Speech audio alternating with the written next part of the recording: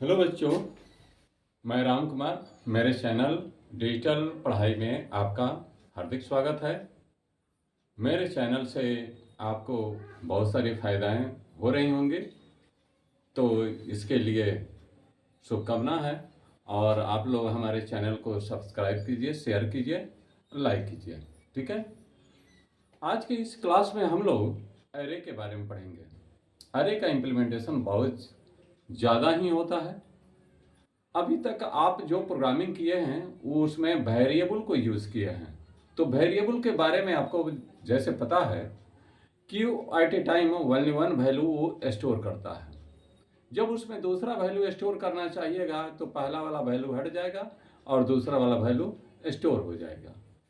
लेकिन कभी कभी सिचुएशन ये होता है कि हमको एक से ज़्यादा वैल्यू स्टोर करना है, उस पर किसी तरह का मैथमेटिकल कैलकुलेशन करने के लिए।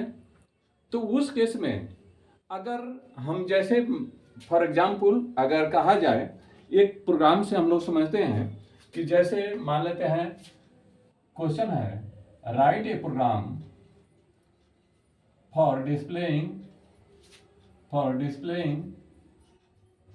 5 numbers, displaying 5 numbers,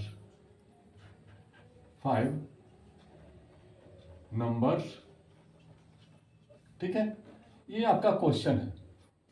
ठीक है।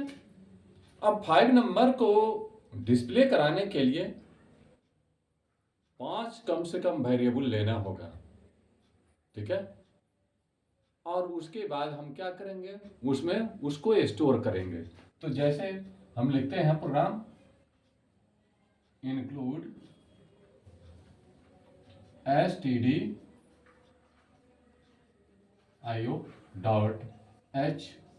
ठीक है। उसके बाद void main। ठीक है।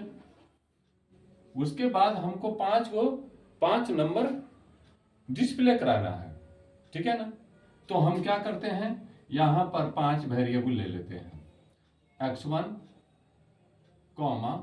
x2, x3, x4, x5। 5 number हो गया।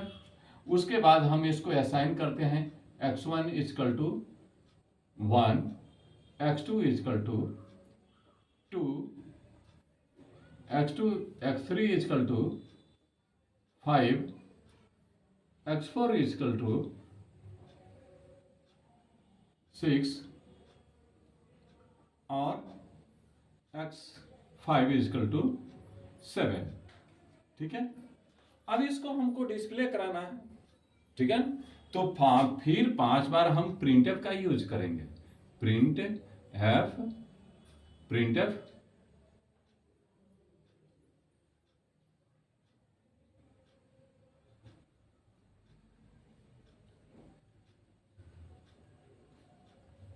x1।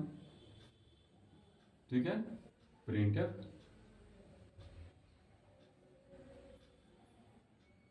%d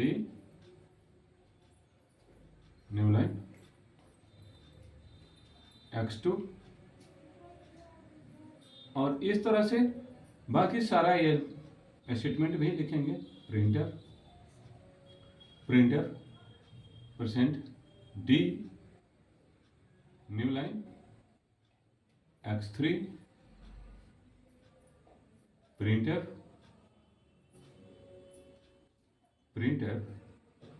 %d new line x4। Printf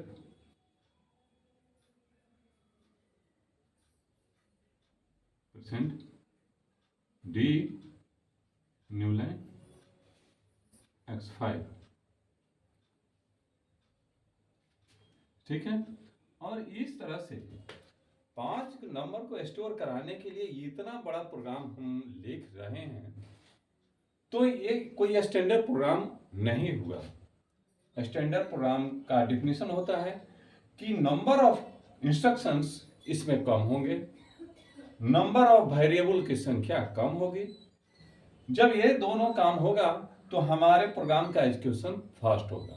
हमको एग्जीक्यूशन फास्ट कराना है तो उसके लिए हम डिफरेंट टूल्स का यूज करते हैं, और उसमें होता है कि सबसे पहले अरे अभी यूज हम लोग करेंगे। अरे अरे होता क्या है इसके बारे में पहले हम लोग जान ले। तो अरे होता है कि अरे is a collection of similar data type of element. ठीक है ना। अरे क्या होता है कि समान रूप के सिमिलर टाइप के डाटा को स्टोर करने वाले कंटेनर को हम लोग अरे बोलते हैं। ठीक है ना।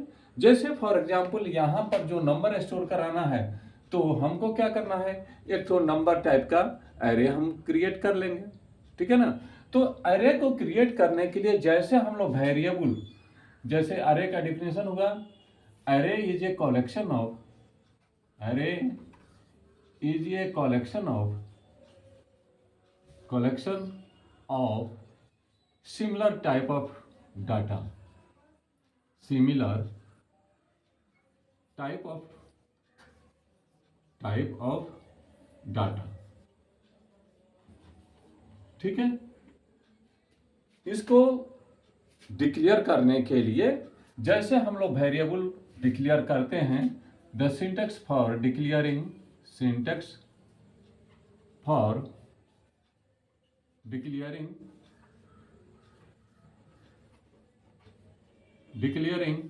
an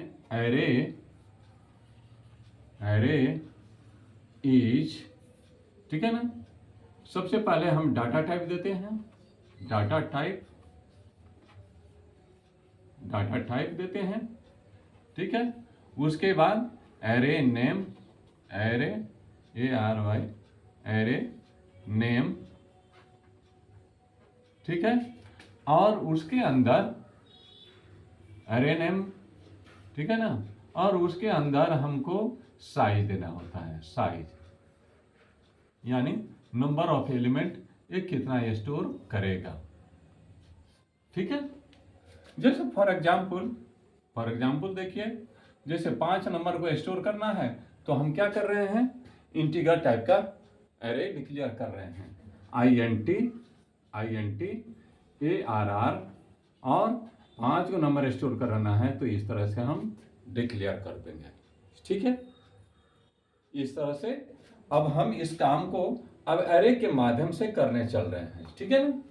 तो हमको यहाँ पर सीधे इसी प्रोग्राम में हम लोग चेंजिंग कर रहे हैं। ठीक है ना।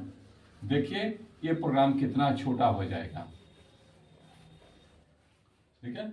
INT हम अपने अरे का नाम दे देते हैं ARR, और चूंकि 5 को नंबर स्टोर करना है तो 5 दे दिए, और एक तो वेरिएबल हम और एक्स्ट्रा डिक्लेयर करते हैं जिसको कि प्रोग्रामिंग के भाषा में काउंटर बोलते हैं, यानी काउंटिंग करने के लिए यहाँ पर 5 नंबर हमको बार बार स्टोर करना है ना, तो उसके लिए एक तो काउंटर हम रख देते हैं जो कि काउंटिंग करता रहेगा। तो एक एक्स्ट्रा वेरिएबल हमने डिक्लेयर कर दिया आई नाम से। ठीक है ना। अब हम लोग तो लूप पढ़े हैं ना कि सिमिलर टाइप के वर्क को परफॉर्म कराने के लिए मल्टीपल टाइम्स परफॉर्म करा